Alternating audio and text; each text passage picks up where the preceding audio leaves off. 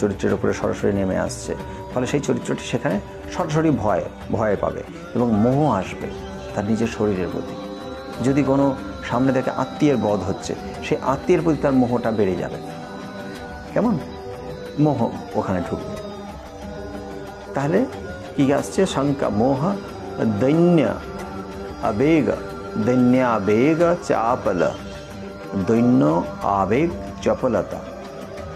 দৈন্যতা আসবে যে আমি এত ক্ষুদ্র, আমার কি কোনোই ক্ষমতা নেই এর থেকে, এর সঙ্গে আমি কিছুতেই পেরে উঠব না। এই যে দীনতা, তুলনা করা হচ্ছে না জেনে না বুঝে। তার সঙ্গে বীর রসের অভাব হলে পরেই সাধারণত ভয়ানক রসের প্রাদুর্ভাব হয়। বীর রসের অভাব ঘটছে এবং সে ভয় পাচ্ছে, ভয়ানক রসের উৎপত্তি হচ্ছে। কেমন? তাহলে